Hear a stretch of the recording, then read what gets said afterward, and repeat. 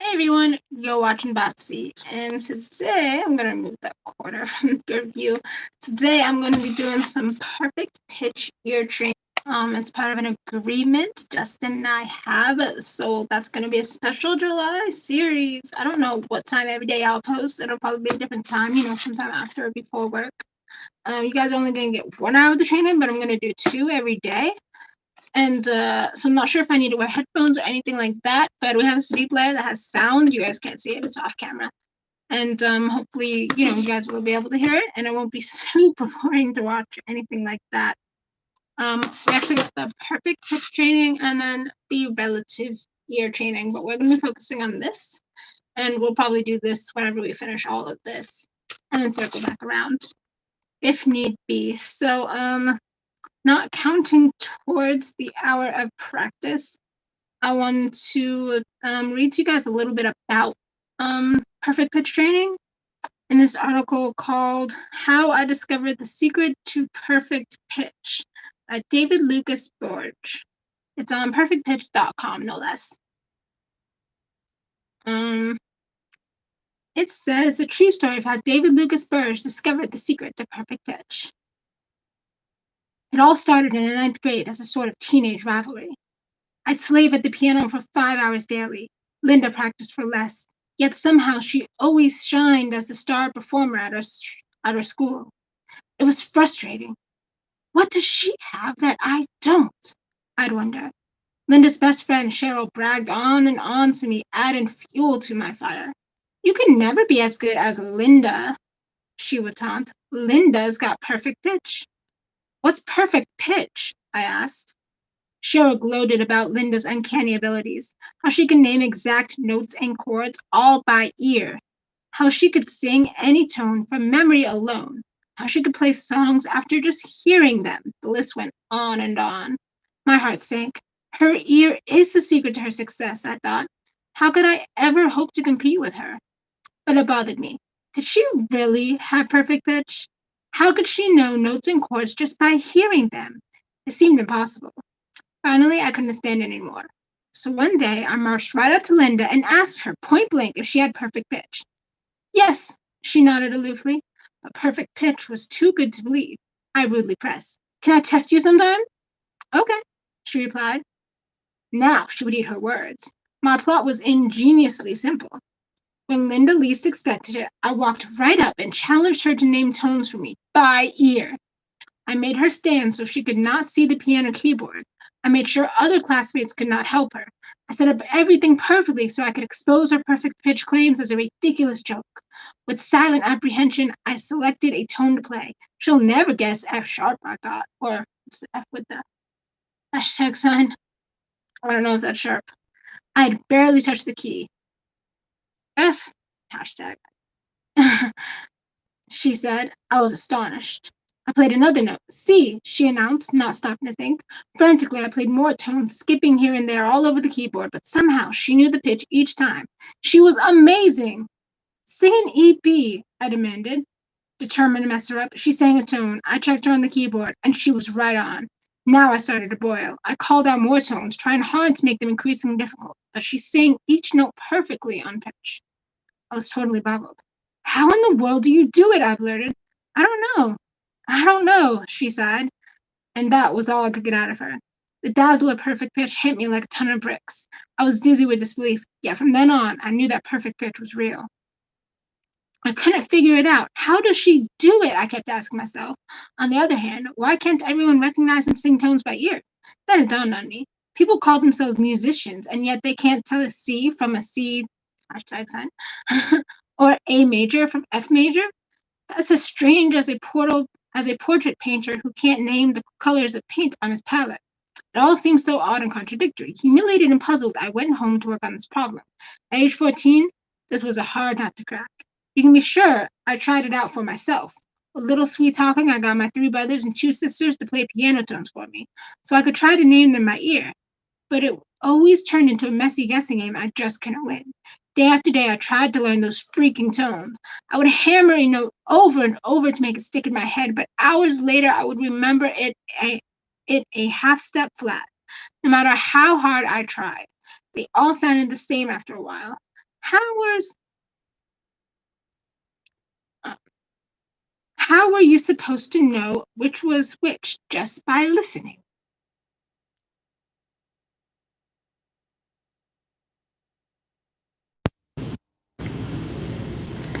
I would have done anything to have an ear like Linda.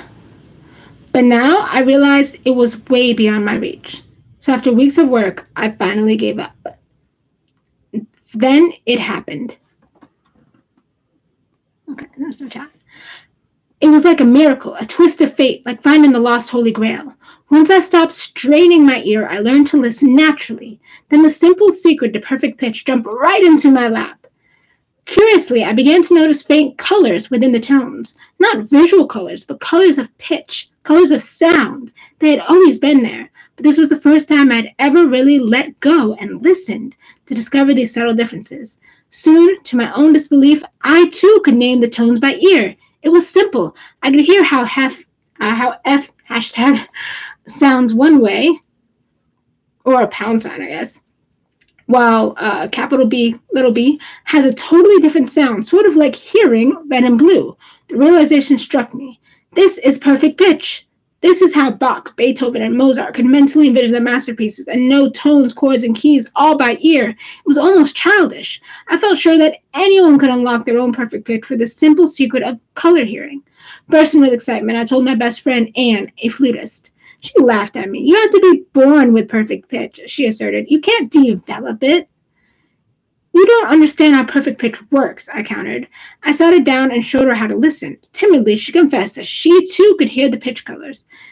With this jump start, Anne soon realized that she also had gained perfect pitch.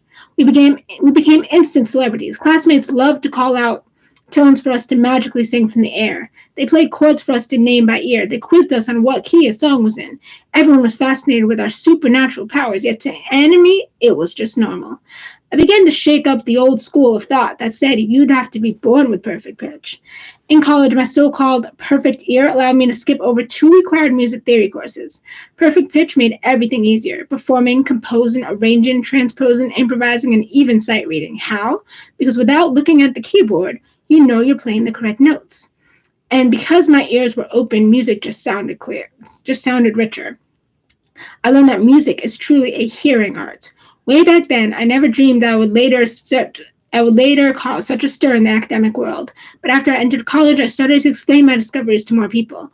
I often said that pretty much any musician can have perfect pitch if they just know how to listen. Some professors laughed at me. My words at that time were completely against the common understanding about perfect pitch. Still later, I toured colleges and universities in the US and Canada with my perfect pitch seminar. But again, the erudite experts often laughed at me. You must be born with perfect pitch, they'd solemnly declare. You can't develop it.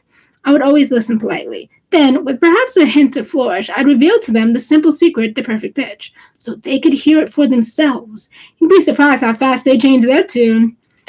I soon learned that the only way people ever become convinced they can have perfect pitch is when they actually hear it for themselves. So, whatever happened with Linda? Oh, yes, flashback to my senior year of high school. I was nearly 18, and these 3.5 years of perfect pitch, my piano teacher insisted I had made 10 years of progress, and I had. But my youthful ambition still wasn't satisfied. I needed one more thing: to beat Linda. This now was my final chance. The University of Delaware hosts a music festival each spring, complete with judges and awards. To my horror, they scheduled me that year as the grand finale of the event. The fated day arrived. Linda gave her usual sterling performance. She would be tough to match, let alone surpass. When my turn finally came, and I went for it.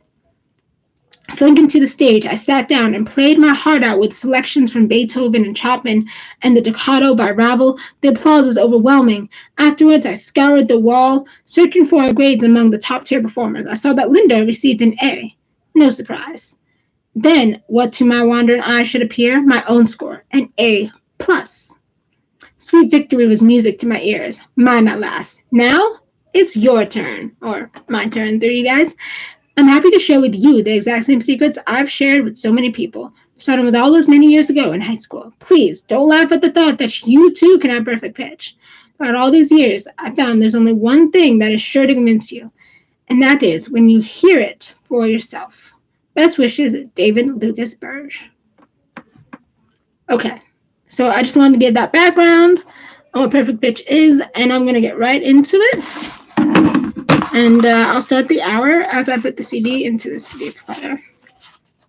So I want to start, of course, at the beginning, right? What comes in here? What comes in here is a little handbook for perfect pitch. It's a whole little handbook. I'm not sure when I'm supposed to read this. See instructions on page 4. Let's see. If I go to page 4, what does it say? To begin, first read pages 1 through 13 only, then listen to Masterclass 1, how to use the Supercourse. Okay, so first we have some more reading. Okay, but this considered, of course, as practice for perfect pitch, so I'm going to start the hour now. Hey Google, set an alarm for 1 hour. 11:05 p.m. Set. Let's turn you down some. Okay. So here's the book, and we're going to read pages 1 through 13 only. That's what it says. All right. Oh, because I guess they want you to read the quote. All right. Developing the ear is the most important thing of all. The myth of perfect pitch. It is not innate, but a question of practice, just like measuring by eye. Zoltan Kodaly, who is a good musician? Who is a good musician? Okay, and then it's just, the copyright information, then the title page. Okay. How to use the Supercourse. To begin, first read pages 1 through 13 only, then listen to Masterclass 1, which is what we're doing now. Congratulations on your decision to refine your musical ear, and welcome to the Perfect Pitch Ear Training Supercourse. I don't know why I've chosen this voice, but let's roll with it. Here in your hands, you have a highly specialized audio series that will give you oral training and results available nowhere else. Here you will learn revolutionary, time-tested methods directly from the source, as David Lucas Burge explains to you in masterful detail the art of perfect pitch ear training. Your complete step-by-step masterclasses are provided on your enclosed CDs or audio tapes. This handbook serves as supplemental material for your reading enjoyment. Perfect pitch is easy to understand and fun to practice, yet the training is also very subtle, a refined art which cannot be fully grasped merely by reading a book. We have found that as musicians continue to listen to David Lucas, their comprehension is greater, their experiences are clearer, and their ears mature faster. So here, for the very first time, we are pleased to present you a brand new, revised, and greatly expanded version of the Perfect Pitch Ear Training Supercourse with timeless knowledge for a new millennium.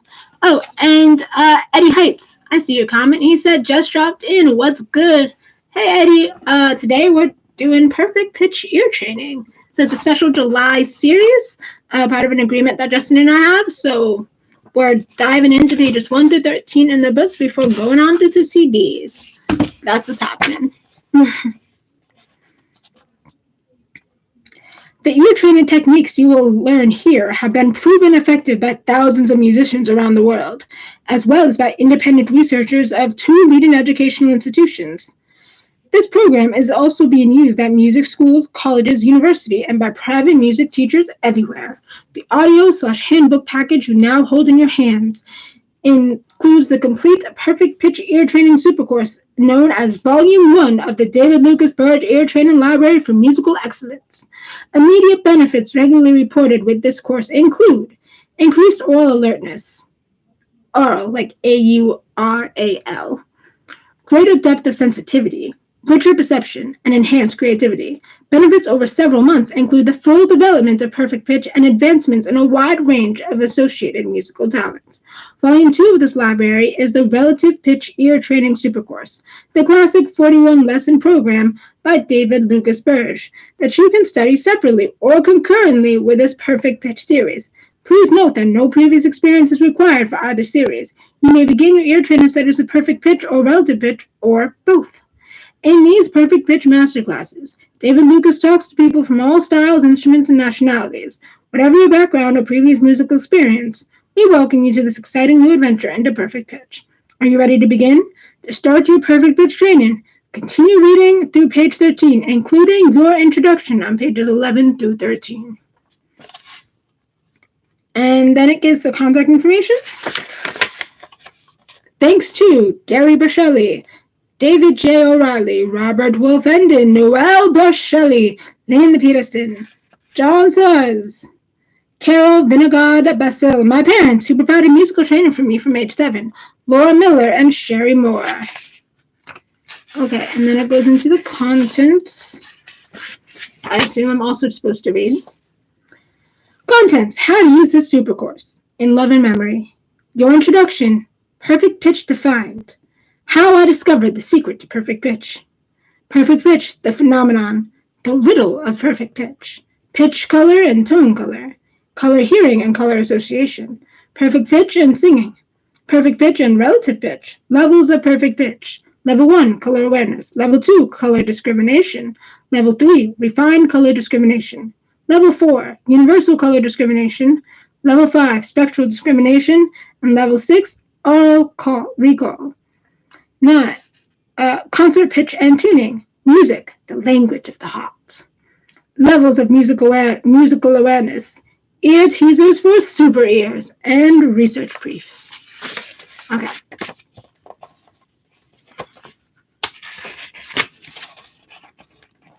In loving memory. When I was a mere fumble-fingered 14-year-old aspiring pianist, I auditioned to become a student of concert pianist and teacher Helene Vinogard. Her demeaning schedule was overbooked with students. Somehow, she accepted me anyway. This changed my life. A native of Poland, she graduated from the Warsaw Conservatory with the highest honors and a gold medal at age 14, one of the youngest students ever. She distinguished herself with great honors at the famous Chopin competition. Herself a third-generation student in direct lineage to Frédéric Chopin. In Brussels, the Royal Conservatory conferred to her the prestigious Diplôme des Virtuosités. A 1951 news clipping quotes her, "When the Nazis occupied Belgium, I found myself alone and in grave danger. Each time I wanted to practice the piano, I had to risk my life. This was a double fight, for life and for music, but I survived." After numerous symphony engagements in Europe and the USA, she immigrated to the USA and at the end of World War II and taught piano at Carnegie Hall. Intensely active in our local music community, she also served as chairwoman of the Eastern Division of the Music Teachers National Association. Mrs. V was the classic music teacher par excellence. Her colorful roots as a child prodigy, her deliciously artistic accent and eccentric manner, her illustrious musical training and accomplishments, she was the ideal mentor who taught with authority and inspiration. She not only played music, she breathed it. Really, she was made of music.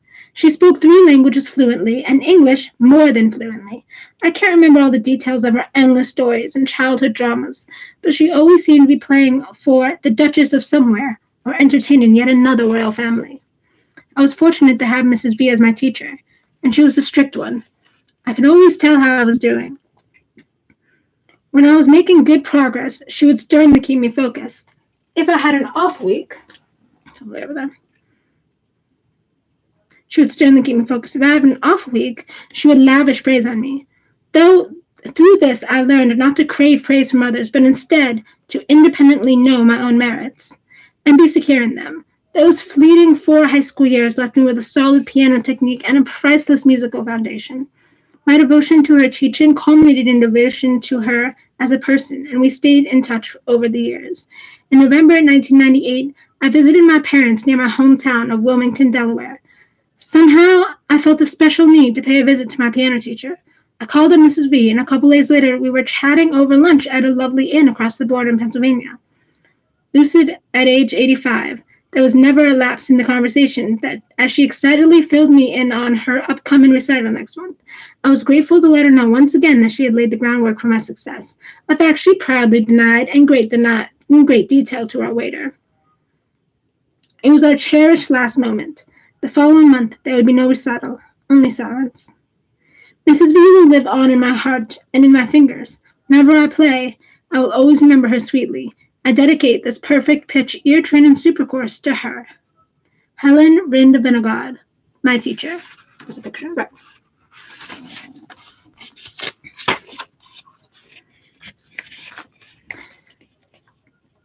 Ability to hear fine distinctions of pitch is the primary musical gift and the ultimate point in the analysis of musical ability. Frank Howes, Man, Mind, and Music. Your introduction. Okay, I keep touching my face. I got hand sanitizer over there. So I want to set a good example. So let me get it real quick.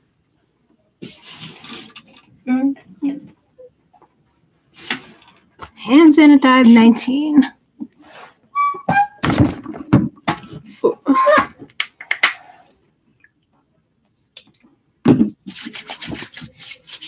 This one's like 80% alcohol and with moisturizing. So, okay. I can feel good.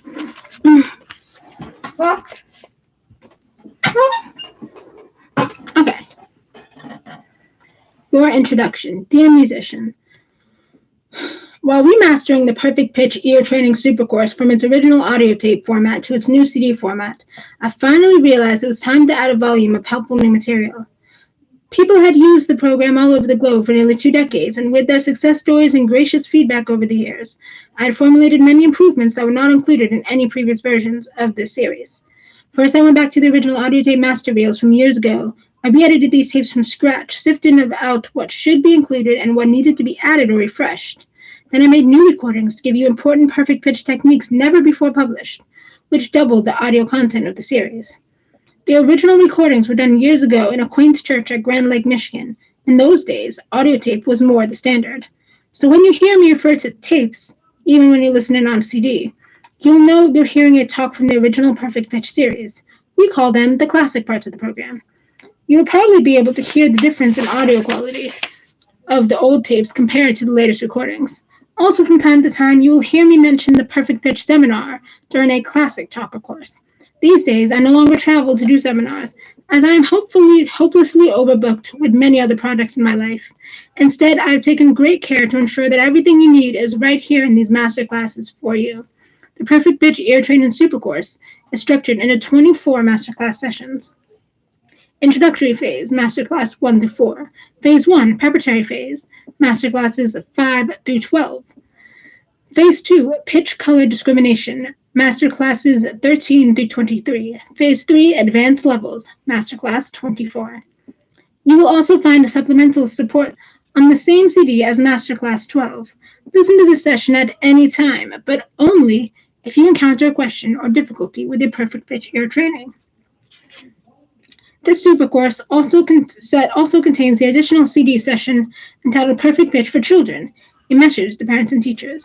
This session is for adults to hear after they have listened to at least 12 masterclasses and have become familiar with the art of color hearing technique.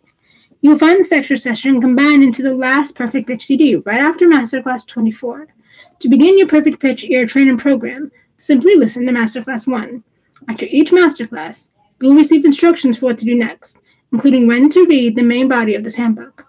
Please listen to a maximum of 1 Perfect Pitch session per day, even if you have already completed your homework assignment. It is okay, and actually ideal, to also listen to a relative pitch lesson in the same day. I know that many of you are eager and will want to hear everything all at once, but save some surprises for yourself. Take a steady pace. Do each session step by step, and you'll get great results. So now, in these masterclasses, I would like to welcome you personally into my home, where we recorded the new portions of this course. From time to time, you may hear tropical birds in the background. Please come in, make yourself learn about Perfect Pitch. Enjoy your listening. Daniel Lucas Burge, Kauai, Hawaii. Okay, so that's all I'm supposed to read. All right, let's get into it. Okay, so it didn't say I had to listen to it with headphones. And the story that we read in the beginning, too, a lot of it was also done like without any headphones or anything like that. So that's good. That means you guys can hear things, too. So this is Masterclass 1 and 2. So I'll put it in the CD player. Justin bought for me especially for this.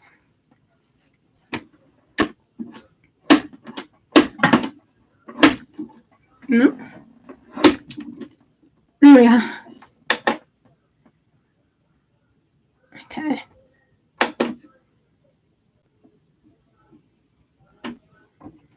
Yeah, I just need this to work. Okay, there we go.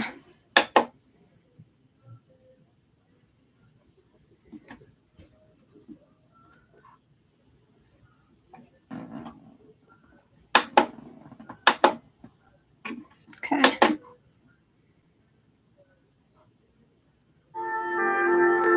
There we go.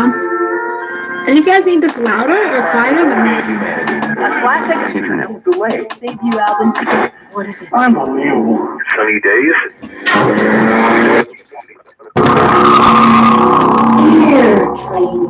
Eartraining.com.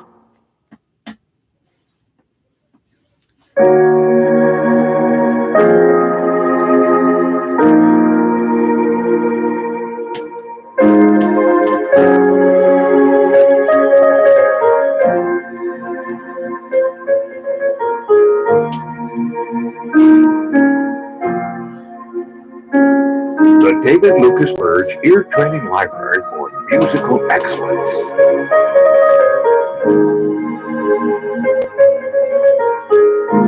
The Perfect Pitch Ear Training Super Course. Masterclass 1.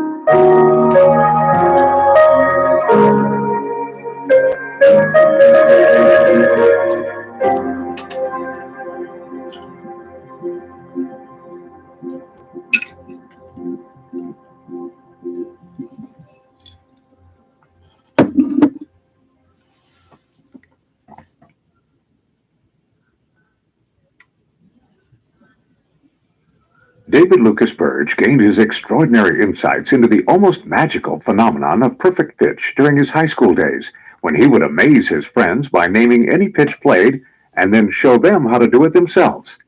Perfect pitch became a vital key to his own rapid growth as a young musician.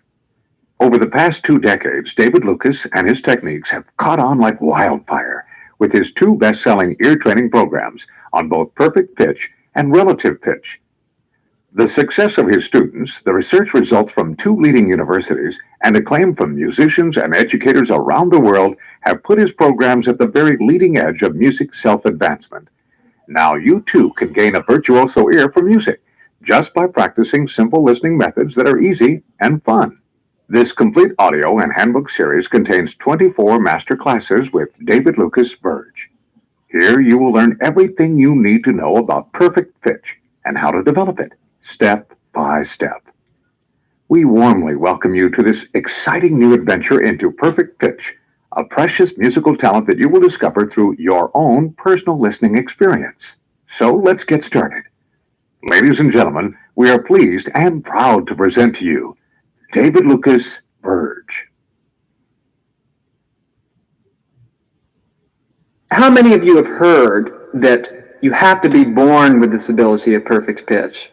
That only certain select individuals have this unusual and mysterious ability, and they were kind of born with it, and the rest of us can't really ever have it?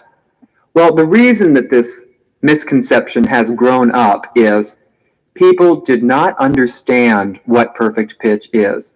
Now, if you don't understand what something is, how can you develop it? And this is the reason why people have not been able to develop perfect pitch. They're absolutely right. You can't develop it. You can't develop it if you don't know what it is. But in this course, we're going to examine exactly what perfect pitch is. Take all the mystery away. And when we really see what it is, then we see, hey, this is simple. Perfect pitch is completely simple. People go away from the live seminars saying that it's so easy that it almost takes away the challenge. I used to have to laugh when I was in high school music theory and ear training classes because we were using Paul Hindemith's book, Elementary Training for Musicians. And Mr. Hindemith, who, for those of you who are not familiar with him, classical musicians will be familiar with him, he is considered to be a very highly respected figure in the field of music theory, and his music theory handbooks are considered to be almost the Bibles of music theory. And he said in this book that absolute pitch, perfect pitch, can be acquired and developed. His experience has shown it can be developed. And I used to have to laugh because oftentimes it would be the very same teachers who were using his materials that would say that, oh no, you can't develop it. And they would just push perfect pitch off into the corner as being some exotic and unusual ability, which is not even practical. Well, we're going to find out that Mr. Hindemith was right. He never really showed how to develop the ability, but he was right. And it's not some exotic and mysterious thing that is impractical. It's a very, very vital skill in music for one simple reason. Music is a hearing art. It has to do with the ear's ability to hear and interpret pitches. And perfect pitch is the height of the ear's ability to hear and interpret pitches. So not only is it important, it is absolutely, essentially important. It's vitally important because that's what music is all about, hearing pitches. Certainly we can be a musician without perfect pitch. There are many, many musicians who are highly successful who never had perfect pitch and never will take the time to develop it. When we do take the time to develop it, we find out that it puts us on a level of perception to achieve far more in music. There's something missing if we don't have this ability of perfect pitch. If I were to say to you right now, which one of these tones is an F sharp? Is it this one? This one? This one? Or this one? Or this one? How many of you would know which one it is? Well, if we don't know which one of those was the F sharp, then we're missing a lot of data that is contained in the music. Here we are musicians. We're supposed to be working in a hearing art, and we don't even know which one of these notes is an F sharp. Well, there's something lacking in that musical ear. This is why colleges and universities have the music students take ear training and music theory. Much to the dismay of a lot of music students, they sometimes call it ear straining classes because it seems to be so difficult to develop the ear. But we're going to find out that developing the ear is very, very simple. There's nothing complicated about it at all. What is this ability of perfect pitch? Well, perfect pitch very simply is color hearing. That's all it is. It's the most important thing for us to know in this entire seminar. Perfect pitch is nothing more nor less than color hearing.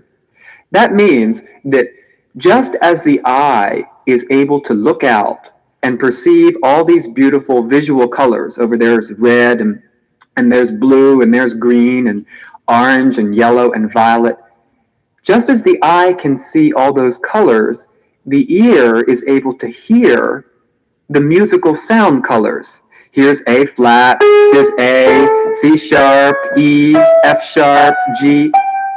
See, all of these tones are nothing more than colors in a sound spectrum. There's no real difference between the colors in the visual spectrum and the colors in the sound spectrum. It's just a matter of it's a different sense. So perfect pitch is the ability to hear these sound colors clearly and recognize them. So that if I say to you, what's this note? E, B flat, A flat. What are these tones? F, B, D sharp. You're able to hear the tones and recognize them. This is the basic ability of perfect pitch. Really, it's even more than this. Perfect pitch is more than just the ability to recognize the tones. It's sort of a set of abilities. If you wake up first thing in the morning and you want to sing an A, then the ability to just la, and there it is. First thing in the morning without having heard any tone at all. Now this we're going to find is a more advanced degree of perfect pitch than just the ability to recognize a tone when you hear it. But perfect pitch can go even further than this. Let's say we have a tone like this A. Is it a little sharp or is it a little flat? You can have many degrees of an A. It's a range of what an A is. Every piano doesn't say the same A. It's supposed to be 440 vibrations per second, but every piano does not have the exact same pitch. Some are higher and some are a little lower. So if you can hear an A, and tell that it's just a slight little bit sharp right there, not much, but it's still an A, then this is also one of the skills of perfect pitch, the ability to judge the sharpness or flatness of a tone. Now, anybody can judge sharpness or flatness if you have something to compare it with. If I had a tuning fork right here, and I played that A, then anybody could tell it's just a little bit sharp or something like that. But what I'm talking about is just hearing the one tone, just this, is it a little sharp or a little flat? So this is also part of the ability of perfect pitch. But basically, it's just color hearing. If we can hear these sound colors and we can recognize them, then this is the ability of perfect pitch. It's so very simple. And you've already got this ability in your ear. I have to emphasize this at the beginning. It's not something that you have to add into your ear. All the mechanisms are already there. It's just that it's a very subtle experience. It's a very delicate phenomenon. The inner workings of the ear, which have to do with perfect pitch, are very, very delicate, and that's why most people miss it. We're too busy moving around, fast-paced society that we are, that we don't really sit down and take the time to listen to the tones as closely as we might have. But why would we even want this skill? Well, if we want to play by ear or improvise, it's vital. Playing by ear means we have a song that we already know, let's say, and we want to pick it out on the piano. So we hear it in our mind's ear, and then we try to play it on the piano.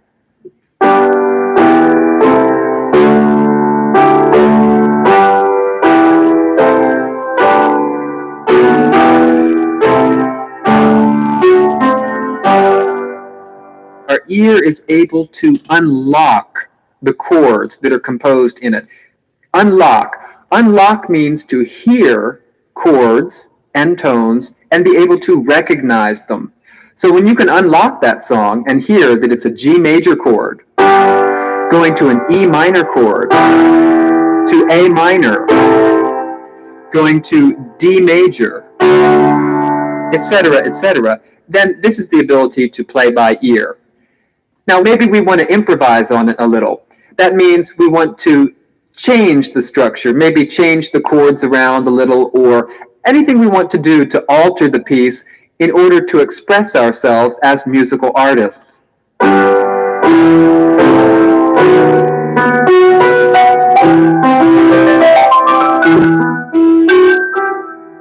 This is the ability to improvise.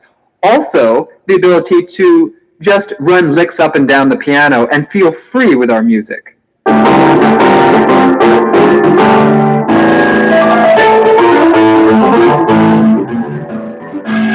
Now, when you have perfect pitch, you in a sense have internalized all of these tones. You already know what they sound like. Someone without perfect pitch doesn't know what that F sharp sounds like until he plays it. But if you have perfect pitch, you know what they all sound like even before you touch the note. This is the advantage that we gain. So listening and writing skills are greatly improved. Listen to music that is in your own head, for instance, and write it out on paper. This is why colleges do require the music students to take so many ear training classes, because they know that if you improve your ear, then you can't help it, you just automatically improve everything you're doing with music, because music is a hearing art. Now, colleges mainly teach relative pitch. They don't teach how to develop perfect pitch. This is something new here. But relative pitch is a skill which gives you skills throughout music. Perfect pitch is also a skill, and when you develop perfect pitch, it gives you a different angle of skills, a different set of skills. Now, they both work together, we're going to find out later. Perfect pitch and relative pitch both have their own field of expertise. We need them both. We don't just need perfect pitch. Perfect pitch has its skills, and relative pitch has its skills. In his book, The Psychology of Music, John Booth Davies questioned professional musicians, and he said, what is the most important skill that a musician needs for success in music? And the overwhelming response was a good sense of pitch is the most important factor for success and enjoyment of music. And this was chosen even above other essentials like technical facility and intensity discrimination, good rhythm, accurate memory. And now all these things are important. All of these things are necessary to be a complete musician. But the most important is this good sense of pitch, because music is individual pitches. And of course, perfect pitch is sort of the height of the mountain, so to speak. It's a very desirable skill. See, a performer can only perform as well as he can hear. If you're a classical musician and you have to get in there and bring out a voice in a fugue, and it happens to be in the middle of a lot of other voices, you have to get inside of there and pick it out and bring it out. And it's the same if you're a rock musician or a jazz musician or country. It doesn't make any difference. Your ear has to get in there to hear what you're playing in order to perform. A composer can only compose what he can think up. And you can only think up what your ear can comprehend, what your ear can grasp. And even a listener, many of us are not even musicians, we just enjoy listening to music. You can only appreciate and enjoy whatever your own perception and awareness allows you to enjoy. It is all dependent upon your own musical awareness. This factor of hearing is absolutely the ground level of music. It's the number one thing that we need in order to enjoy music, because everything in music is hearing. It's hearing, hearing, hearing. Now, in addition to these skills we've been talking about, perfect pitch goes even further, though. For instance, it improves the vocal acuity. If you are a singer and you arrive on stage and you know what your starting pitch is, we used to do this when I was in a high school group, and later on the instrumentalists come in and you all melt together in tune. You don't have to have a pitch pipe there to give you your starting note. You just start in and then it just happens to be the right note. It produces a magical effect on the audience, which says that there's some degree of professionalism there, some mastery of this art is projected into the audience, which gives a very good feeling in the audience. But not only that, if you are a vocalist and you have to get from this E to this A sharp, that's a kind of a tricky interval for some vocalists. But if you have perfect pitch and you know what the E sounds like, you know what the A sharp sounds like, well, then that makes it a lot easier. So vocal acuity is very greatly improved with perfect pitch. Also, the ability to tune is improved. If you're a guitarist and you have to tune up your guitar, you have to be able to hear very finely. We don't want any out-of-tune instruments, because this is going to flavor your music in an undesirable way. We need an instrument which is in tune, and you've got to have your ear to tune it up properly. And by the way, this brings up a little point. If you are a guitarist, make sure when you tune your guitar that it's always on pitch or a little sharp, because that will give your music a little lift. But one thing we don't want to do is have our guitars tuned a little flat, because even though it may be in tune with itself, the effect of that guitar will be a little dulling on the audience. It'll be a little bit of a downer on the audience, a little depressing, because it's not up to the standard pitch level. And even though your audience may not have perfect pitch, subconsciously they do pick this up. The guitar should be on pitch or a little sharp to give it a little lift, because sometimes you hear groups on TV or at a concert or on the radio, and you say, my, they are very good technically. There's just something about it I can't quite put my finger on. It's just a little I don't like. And oftentimes when I've noticed this in groups, I realize that it's because their whole tuning is just a little bit flat. So that's just a little tip. But anyway, perfect pitch does not mean that we could sit down to this piano here and tune it and that it would come out sounding beautiful. Piano tuning is an art. It takes months and years to master. You have to know how to voice it and all that. It's quite a skill. Perfect pitch just means that you can hear the colors. If I play this note, you know it's a G. You know it's a B flat. You know it's a C. You can hear and recognize the colors. It doesn't mean that you can tune the instrument. That's a separate skill which you have to work on yourself. If you have a tuning fork, and it's an A tuning fork, if you play it, that will give a very, very accurate A. Now, if you have perfect pitch, it doesn't mean that every time you sing an A, it's going to be exactly right down to the vibration per second, right on. No, this isn't true. Perfect pitch is a human perception. It means when you sing an A, it will be an accurate A, but it's within a range. There's a range of what A is. There's a range of what red is. In the visual field, every red that we see is a different shade. You have stop signs, and you've got stop lights, and you've got exit signs and warning signs, all different kinds of reds that we see, but we learn to recognize that color as red. It's the same in music. Many different shades of A, but they're all A's. If it becomes too flat, then it becomes an A flat. Then we have to say it's become an A flat. But then there's a range of A flat, you see.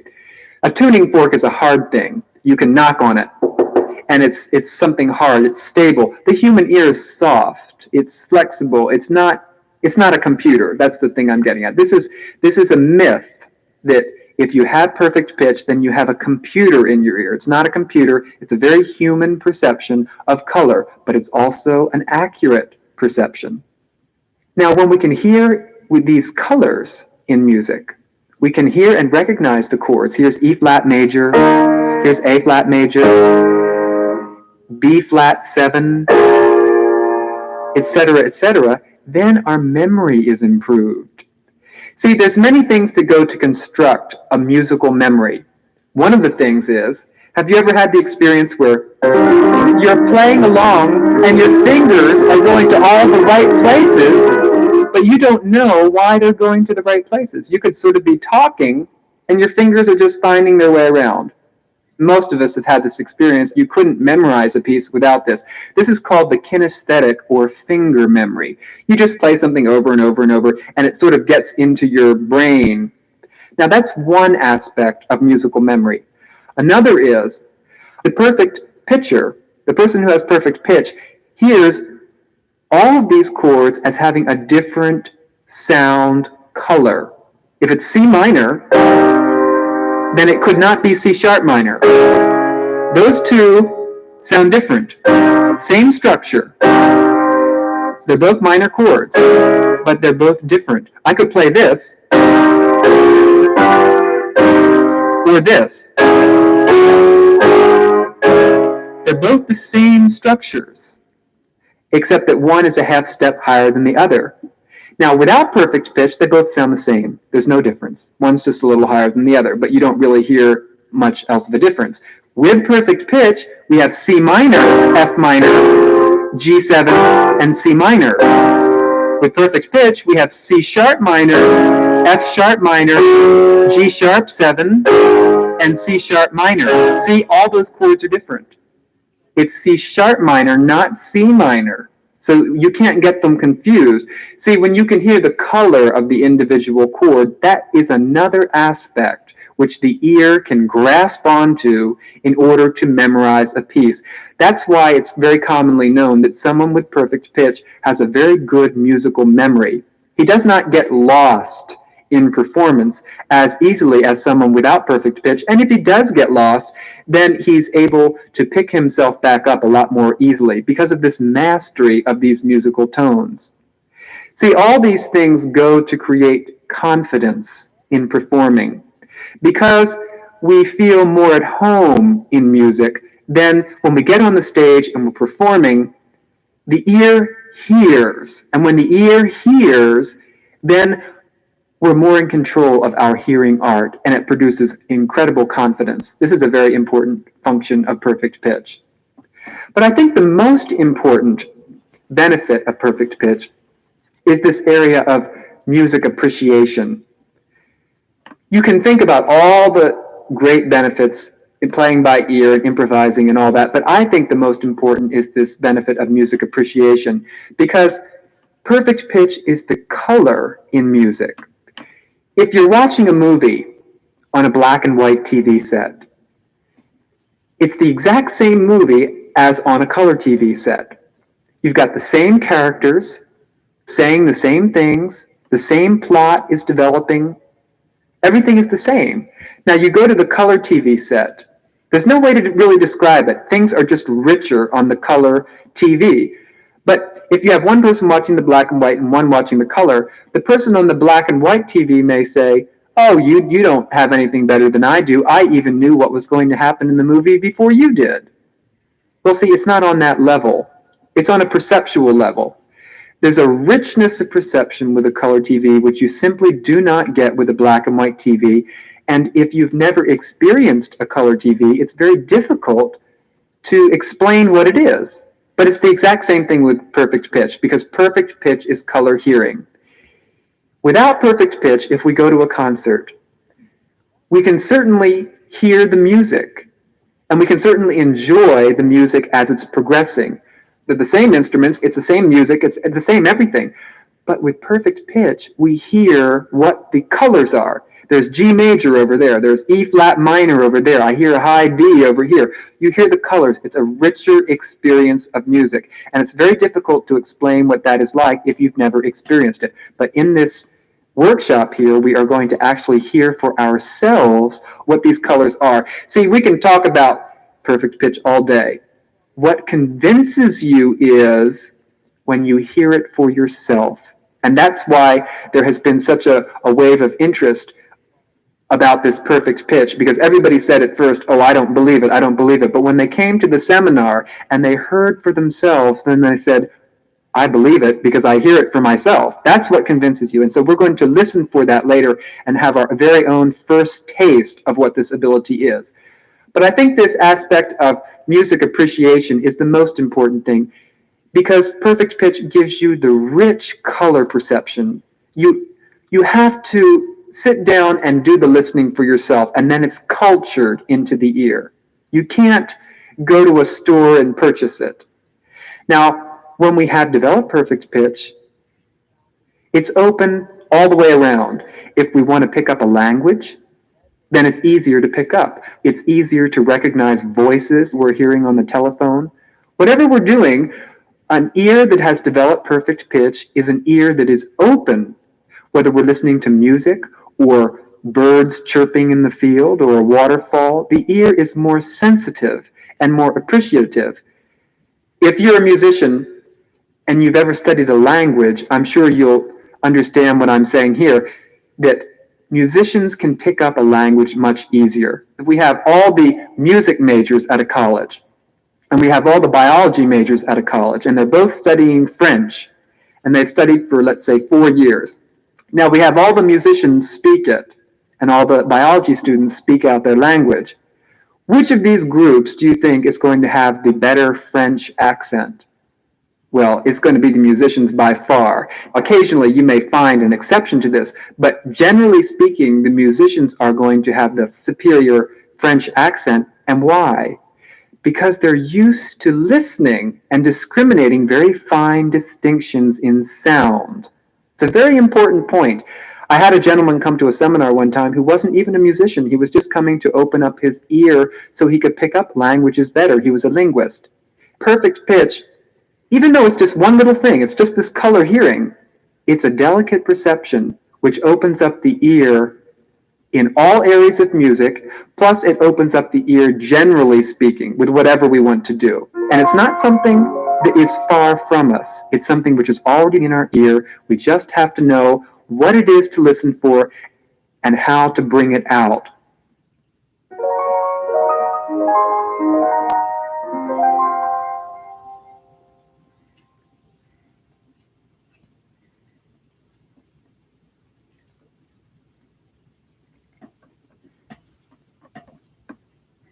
Also, I'm playing something on my phone because it kind of helps me focus looking at something when I'm listening, because I'm a more visual person.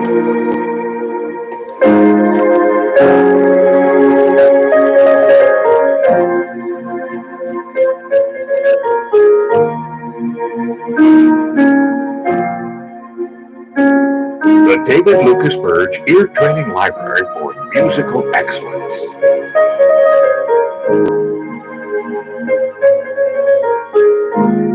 Perfect Pitch Ear Training Super Course. Masterclass 2.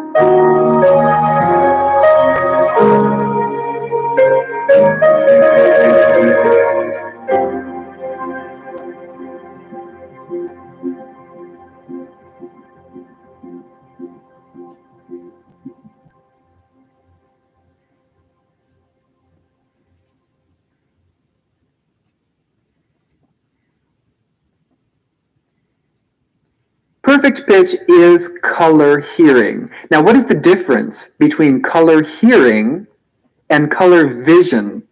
How are they different and how are they similar? Well, really, they're very similar. They're just different senses. In the visual field, let's say I'm looking at the color red and I'm looking at the color blue. What is the difference between those two colors? Well, the red light wave vibrates slowly in comparison to the blue light wave. The blue light wave just vibrates much more quickly. And for some reason, the eye sees that quick one as blue and sees the slower one as red. Actually, they don't move very slowly. It's 450 trillion vibrations a second at the red end, all the way up to those faster moving light waves, the blue ones and the violet ones, especially the violet ones. They go up to about 780 trillion vibrations a second. Now, it's the same with the musical spectrum. On this piano, it's nothing more than a musical sound spectrum. The eye sees light waves, the ear hears sound waves. If my eye sees that light wave frequency, it looks red. If it sees that one, it looks green. Now, it's the same way with hearing. If my ear hears this sound wave frequency, it should sound like F sharp, and we should be able to recognize it as F sharp. If it hears this sound wave frequency, then it should sound like a C sharp. It should have the color sound of a C sharp, and this is what color hearing is all about. Now we come to something interesting here. The ear has actually a larger range of perception than even the eye does in a certain sense, because the ear can hear many different octaves of sound waves. Here's an F, F, F, F, F, F. Many different Fs. Every F has the same sound color as every other F. It's just that they have different tints, we can say. The lighter Fs are up here, and the darker Fs are down there. But see, in the visual field, we can only see one octave, so to speak, of light wave frequencies. They don't really repeat, but you can almost see how in the visual field, when you get to violet, if you could see a little higher than that, you can see how that violet is just about ready to turn red again, because the violet kind of gets very dark and very red, and it just looks like it's going to turn red, but then you can't see any higher than that. If you could see up another octave, you would probably see it just was this very same thing repeating itself, just as we have on this piano keyboard. All these tones repeat themselves up here, and then repeat themselves again. And again, we have many different octaves in the field of hearing. So it's not surprising that the ear, being such a sensitive instrument of perception, which it is, it even can hear many different octaves, something that the eye cannot see, then it's not surprising that the ear should also have a color perception similar to what the eye has. And this color perception, in fact, is just what perfect pitch is. If any of this sounds technical at all, don't worry, because perfect pitch is just a simple perception, as we're going to hear for ourselves later. This is just the technical explanation of what it is. Now, I've been talking about perfect pitch ever since I was a teenager, actually, and I very quickly found that musicians tend to misunderstand what perfect pitch is, because when we're talking about color hearing, that word color can be confusing. So we need to clear that up. See, we use color, that word color, in so many areas in music. For instance, we've all heard the term tone color. Tone color, it's also timbre, T-I-M-B-R-E. The timbre of an instrument is its tone color. Now, what does that mean? Tone color is what allows us to recognize a particular instrument. If we hear this piano, it has a particular tone color, timbre. A guitar has a different sound. It sounds stringy, and a trumpet sounds brassy. All these are the different tone colors of the instruments. The timbre or tone color is what lets us tell instruments apart. It's sort of the fingerprint of sound of that particular instrument. I have a synthesizer here, and what it does is it takes a basic sound wave and it changes the timbre of that sound. I can have this kind of a timbre, or just by touching buttons, I can change it to this, or this, or this. These are all changes in the tone color, the timbre. Now, how does this relate to pitch color, the sound colors that we're talking about when we're talking about perfect pitch? Well, tone color is what lets us tell instruments apart. Pitch color is what lets us tell different pitches apart. The tone color changes when I change these buttons. But the pitch colors remain the same. I'm playing A and C. So the pitch colors were the same. If you had perfect pitch, you could tell that an A and a C are playing. But the timbres change. Now if I play on the piano here, it all has the timbre of a piano. But the pitch colors change as I change notes. If you have perfect pitch, you can hear this one as C, that one as A flat. The pitch colors change with pitch. The tone colors change with the instrument. This is a very important distinction which is going to come up again and again as we're talking about perfect pitch. Now, oftentimes when people hear that perfect pitch is color hearing, they think that it has something to do with associating green with G, or red with F sharp, or yellow with A, or something like that. So we have to emphasize right now that perfect pitch does not mean that we take a visual color and relate it to a note. These pitch colors are sound colors that we hear. When you hear the G, it has a certain sound to it, a certain color, which tells you it's a G. The E flat has a different sound. These are sound colors. I remember the media was coming in to film a workshop for a news show, and the very first thing he asked me was, "Where is your color chart?" Because there was nothing in the front of the hall that had a chart saying that A was yellow and B flat was blue and all this, and he was very puzzled because he thought, if perfect pitch is color hearing, where is his color chart? And I said, there is no color chart, it's all sound color. So we will hear for ourselves what this sound color is, but this is one thing I had to emphasize right away, that it has nothing to do with an association of visual color. Also, if you are a vocalist, sometimes vocalists think that perfect pitch has something to do with feeling how high or low a pitch is in their voice. Many of you vocalists, if you sing a C, you can sort of feel it in your vocal cords, how high it is or low it is in your range, and then you kind of know it's a C. Or a G has a different feel. If you know the limit of your range, then you can sometimes estimate where a pitch is. Now this is vocal tension pitch. Vocal tension pitch is not at all like perfect pitch. Perfect pitch is in the ear. It's the color hearing. Vocal tension pitch just means feeling a pitch in your vocal cords in order to estimate a pitch. And that's not going to ever be as reliable as true color hearing. I had a lady at the seminar tell me once that she always knew an F whenever she sang it because it was at the extreme upper limit of her vocal range, but then she hit that F so many times that then she started to be able to hit an F sharp. And then she started thinking that all the F sharps were Fs. So you see that vocal tension pitch has nothing to do with an actual perception. So it's not really perfect pitch, although some people can get quite accurate with that. We call it a quasi-perfect pitch. Another thing that people confuse with perfect pitch is relative pitch.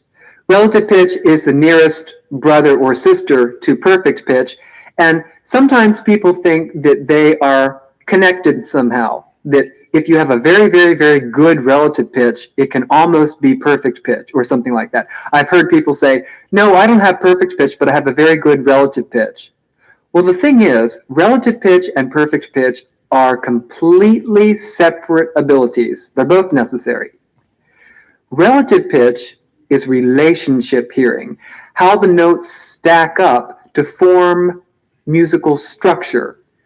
See, if we have two tones here, they form a relationship one with the other, which, if you've had relative pitch training or are taking the relative pitch course, this is a perfect fifth, because we have 5 tones encompassed. If I were to tell you that this top tone is a G, using relative pitch, you would be able to tell me that the bottom tone is a C. Or if I said to you, this is a C, now sing me an E. All you have to do is just count up or sing a major third, and you arrive at E. This is all relating one tone to the next. Now, this is very different than perfect pitch. Perfect pitch means you just hear one tone, D. It just sounds like a D. You don't have to relate it to anything.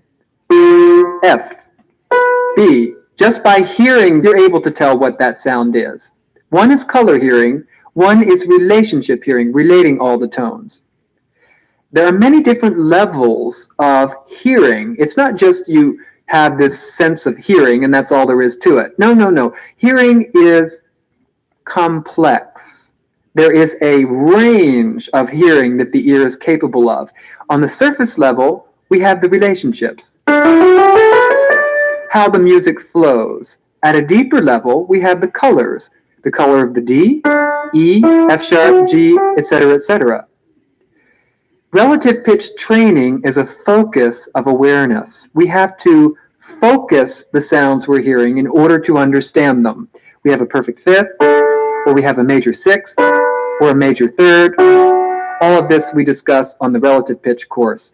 How the notes stack up to make certain intervals and chords.